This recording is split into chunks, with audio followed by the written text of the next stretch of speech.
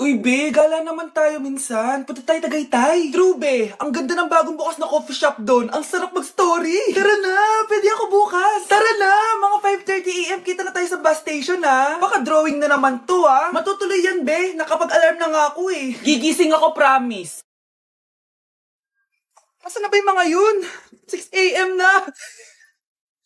Oh, alas na tong bus papuntang Tagaytay, ha. Puro kayo drawing, ha. Teka lang. Ano ba yun?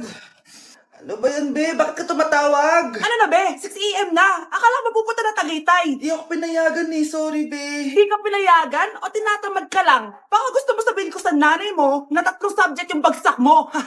Ito na nga, be. Maliligo na ako. Wait mo lang ako, ah. Ay, yung isa pa. Hello, be. Di ako makakapunta. May sakit ako. Sakit. Lalong lalala yung sakit mo, be, kapag nalaman ng nanay mo na boyfriend mo yung anak ng kaaway niya. Ay, be, magaling na pala ako. Nakakalakad na ako. Happy birthday, anak. Ito regalo ko sa'yo. Wow, thank you po, Nay. Ba't ng birthday ko, di kaganda yung regalo mo sa akin, Nay? Sige. Sa susunod na birthday mo, regaluhan kita ng kabaong.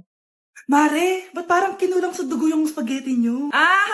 Sensya ka na, Mare. Tsaka bakit may sopas kayo, Mare? Birthday ba to o lamay? Aba, makikikain ka na lang. Magreklamo ka pa? Charot lang, Mare.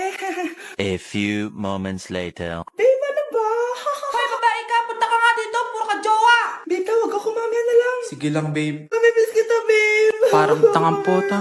Kyle, ito gift ko sa'yo. School supplies? Ate, bakasyon na natin. Ganun ba? Eto na lang, brief. Palitan mo na yung bente ng butas-butas. Shh, huwag ka maingay. I-blow mo na yung cake mo. Ano ka na ginagawa mo? Di ba birthday ko, Nay? Oo, anak. Eto regalo namin sa'yo.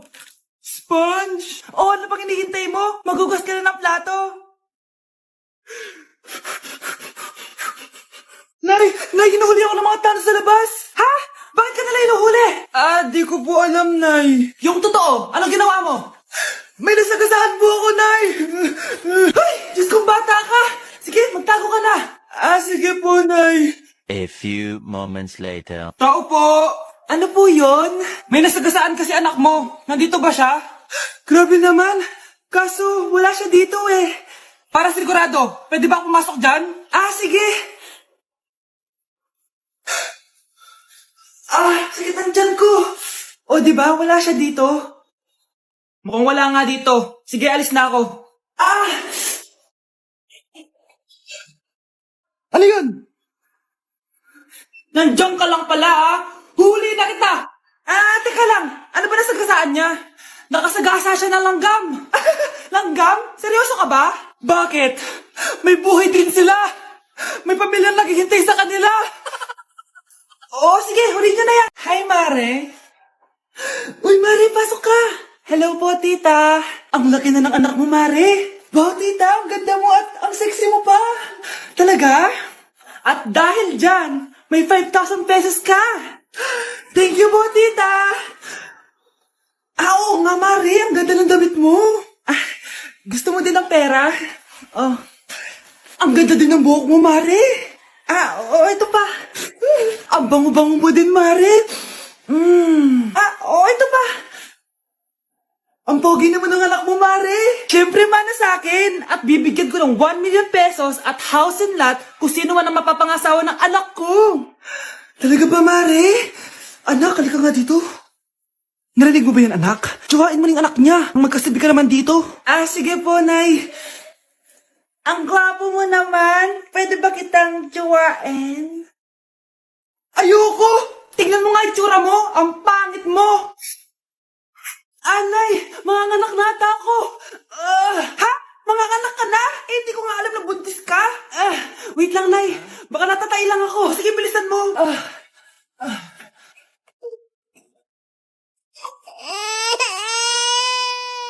Nay, nanganak na ako. Ha? Lumabas na? Parang tinain mo lang yan Paano na to, Nay? Tawagin mo tatay niyan. Umanda sa akin yan. Sige po, Nay. Babe, punta ka daw dito. A few moments later. Hello po. Nay, nandito na siya. Nay, ano ba? Sabihin mo na. Anak ng mayor yan. Mayaman yan sila, anak. Tama, ako po yung anak ng mayor. O, eto anak mo, magbigay ka ng pera para dito. Saktong-sakto, nagdala ko ng 1,000,000 para sa kanya. Ay, 1,000,000 lang? Walang bahay at lupa? Sige, bigay ko na din yung isang mansyon namin. Ay, mansyon lang? Walang sasakyan? Bibili ako ng sasakyan para sa inyo. Okay na ba yun, tita? Ay, oo, okay na yan. Talino ko talaga. Mindset lang yun. Hi, miss. Pwede ba kitang maging partner sa prom? Ako? Himala ata to. Matagal ko na siyang crush. Oo naman. Tabi, nananaginip ka tabi. Ako yung tinatanong niya, oh. Yes, payag ako maging partner mo. Ako dapat yung partner niya eh. Kawawa ka naman, be. Ayusin mo muna kasi yung mukha mo. Humanda ka. Magpapaganda na ako. Dito na po ako, Nay. Oh, anak na paano ka? Mukha ka na namang zombie, oh. Nay, kailangan ko lang gumanda para ako na lang yung partner ng crush ko. Buti naman, na-realize mo na haggard ka na. Dahil sa kaka-review mo yun eh. May pag-asa pa ba akong gumanda, Nay? Nay, sumagot ka! Oo naman, may pag-asa ka pang gumanda, anak. Eto gamitin mo, gumanda ako dito. Garnier Vitamin C Serum yan. It can fade dark spots in just 3 days. So you can glow up and show up sa prom nyo. Buti na lang at di nag-attend ng prom si Scarlett.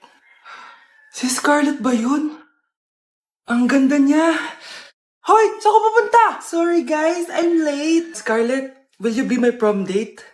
Sure. Good morning, class. Maganda kayo dahil mag-quiz tayo. Ang lakas magpa-quiz ni ma'am, akala mo naman nagtuturo siya. Trube. Hoy kayo, may sinasabi ba kayo? Ang sabi ko, ang lakas mo magpa-quiz, akala mo nagtuturo ka. Eh hindi naman eh. Ganun. Minamalditahan mo ko. Tara, sa principal's office. So, bakit nyo kinonduct tong research paper nyo? Ay, may choice ba kami, ma'am? Di ba sabi mo gawa kami na research?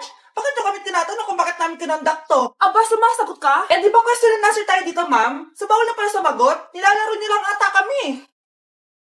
Magpapakita na ako ng mga grades nyo at huwag kayong magreklamo kung bagsak kayo, ha? Okay, Scarlett, ikaw mauna. For sure, mataas grades ko. Ma'am, bakit bagsak ako? Bakit bagsak ka? Bakit? Pumapasok ka ba sa subject ko? Remember class, taga-compute lang kami ng grades nyo. Kayo ang tagagawa. Eh ikaw ma'am, nagtuturo ka ba? Aba, walang hiya ka. Eh puro ka lang naman kwento ng buhay mo, di ba? True. Ito ba yun sa exam? Alang isasagot namin sa enumeration ma'am. Yung 5 naging crush mo nung high school? Hala, bukas na pala pasahan nito. So ano na balita ng revision ng thesis natin, Samantha, ha? Babe, ano ba?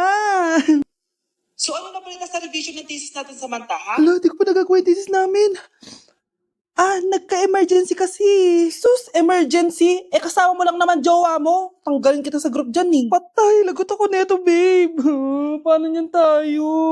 Ay, mga bes, huwag tayo mag-away-away ha. Kumalma kayo. Sabayin niyo muna ako ha. Jopay. Kumusta ka na? Huwag ka nang mawala. Ngayon, Teka, si Scarlett ba yun? dadalhin kita sa aming bahay. In fairness, ang ganda ng boses mo, be. Di tayo aalis tayo. Sa tunay na mundo.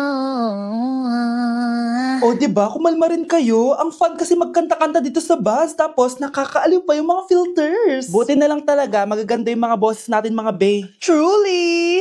Wala pang ginawa sa Scarlett, to. Ikaw, Scarlett! Nasaan yung RS mo, ha? Ay, sorry. Wala din pala ako. Wait lang, gagawin ko na, ha? Sorry na. Pwede ba?